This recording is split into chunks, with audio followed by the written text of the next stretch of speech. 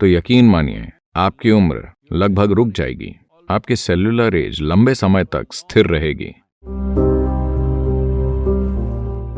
आज जैसे जैसे समाज ज्यादा से ज्यादा संपन्न हो रहे हैं, वो उतना ही बुरा खाना खा रहे हैं। भारत में गांव के लोग जिसे छूते भी नहीं हैं, बड़े शहरों में लोग वैसा खाना खा रहे हैं। वैसा भोजन यानी आज पश्चिमी समाज जो चीजें खा रहे हैं वो कम से कम 30 से 60 दिन पुरानी होती हैं।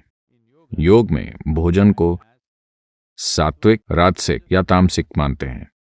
तमस यानी जड़ता। अगर आप तामसिक भोजन खाएंगे तो आप में जड़ता आ जाएगी।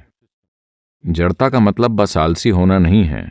जड़ता यानी कुछ चीजें धीमी हो जाएंगी, यानी सिस्टम में पुनर्निर्माण जल्दी नहीं होगा। आज आप जानते हैं कि दिमाग से अच्छा काम लेने के लिए सबसे जरूरी यह है कि दिमाग में नए सेल्स या कोशिकाएं जीवन भर जल्दी बनती रहें। अगर आप तामसिक भोजन खाते हैं जो आपके शरीर या आपकी ऊर्जा में जड़ता पैदा करता है, तो आप धीरे धीरे चीजों का अच्छे से अनुभव नहीं कर पाएंगे।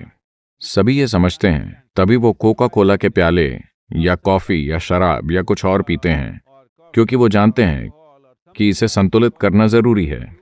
तो ये संतुलन लाने का बचकाना तरीका है, यानी पहले गलत चीजें खाकर फिर उसे सही चीजों से ठीक करना। दुनिया में सबसे ज्यादा एंटासिड दवाइयां, दुनिया के लगभग 60% एंटासिड अमेरिका में बेचे जाते हैं, जहां दुनिया के सबसे अमीर लोग हैं। यानी वहां कई विकल्प हैं, वो बेहतरीन खाना खा सकते हैं, पर नहीं, वो सबसे खराब खा रहे हैं, क्योंकि कमर्शियल बिजनेस आपका भोजन तय कर रहे हैं। आप सचेत होकर कुछ नहीं खा रहे हैं। मान लीजिए लोग ताजा खाना खाने लगे। योग संस्कृति में अगर आप कुछ पकाते हैं तो उसे ज्यादा से ज्यादा 1.5 घंटे में खा लिया जाता है। 90 मिनट से पहले उसे खा लेना चाहिए। उसके बाद भोजन को नहीं छुआ जाता, क्योंकि उसमें तमस आने लगता है, यानी जड़ता होगी। आप प्रयोग करना चाहें तो कर सकते हैं। 1 सप्ताह तक ताजी चीजें खाएं और फिर कोई प्रोसेस्ड चीज खाएं जो 1-2 महीने तक रखी गई हो। आप शरीर में सतर्कता का स्तर देखेंगे, आप इसे खुद अनुभव कर पाएंगे। ये सेल्स या कोशिकाओं में होता है, इसकी मूल चीज है। हम इसे ओजस कहते हैं, इसका कोई अंग्रेजी शब्द नहीं है। अगर आप काफी ओजस पैदा करें, जो कि ऊर्जा का एक गैर भौतिक आयाम है, अगर आपके शरीर की हर कोशिका या सेल में ओजस हो, तो यकीन मानिए आपकी उम्र लगभग रुक जाएगी, आपकी सेल्यूलर एज लंबे समय तक स्थिर रहेगी। मुझ पर कुछ टेस्ट किए गए हैं और वो कह रहे हैं कि मेरी सेल्यूलर उम्र 25 है। वैसे मैं 25 की उम्र जैसा ही हूं, मैं उतनी ही गतिविधि कर रहा हूं, मेरा वजन उतना ही है, सब वही है। ये कोई चमत्कार नहीं है, सभी ऐसा कर सकते हैं, बस बुनियादी बातों पर ध्यान देना होगा। भोजन से एक और चीज जुड़ी है जिसे विरुद्ध आहार कहते हैं। यानी अगर आप एक चीज खाकर कुछ ऐसा खाते हैं जो उसके खिलाफ काम करता है, तो शरीर में जंग छिड़ जाएगी। पाचन प्रक्रिया काफी हद तक एसिड या एल्कलाइन जैसी चीजों से होती है। मान लीजिए आप फैट वाला मांस खाते हैं, तो मांस अकेला उतना नुकसान नहीं पहुंचाएगा, पर उसे चावल और घी यानी बिरयानी के साथ खाने में ज्यादा नुकसान होगा, क्योंकि ये दोनों चीजें एक दूसरे के खिलाफ हैं। इसी वजह से कोई भी मांसाहारी चीज और दूध या दूध से जुड़ा भोजन एक साथ नहीं खाते, क्योंकि उन्हें मिलाने से वो एक दूसरे के खिलाफ हो जाएंगे और आपके अंदर एक जंग पैदा कर देंगे।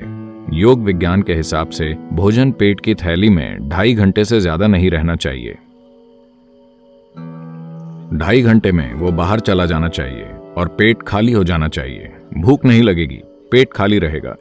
ये अच्छा है। हम पेट को हमेशा खाली रखना चाहते हैं, क्योंकि तब हर चीज बेहतर काम करती है। और पेट की सेहत को आज बिल्कुल नजरअंदाज कर दिया गया है।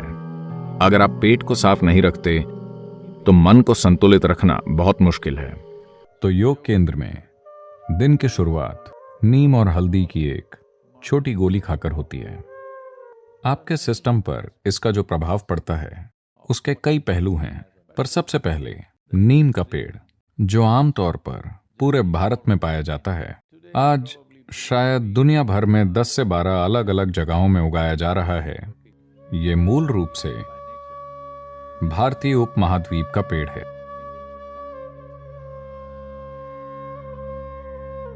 और नीम की पत्ती धरती की सबसे जटिल पत्तियों में से एक है।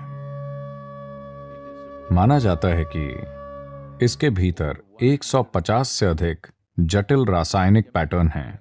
इससे कई स्वास्थ्य संबंधी पहलू, ऊर्जा संबंधी पहलू और आध्यात्मिक आयाम जुड़े हुए हैं। आइए जानते हैं कि नीम आपके सिस्टम में क्या करता है। इसका एक प्रभाव एकदम नजर आता है, वो है आपके आहार के ट्रैक्ट को साफ रखना। साफ रखने से हमारा मतलब है ये एक जगह है, ये पूरी पाचन प्रक्रिया में एक ऐसी जगह है जहां जीवन के दूसरे रूप सबसे अधिक मात्रा में हैं। इस एलिमेंट्री ट्रैक्ट के भीतर सूक्ष्म जीव बहुत ज्यादा होते हैं।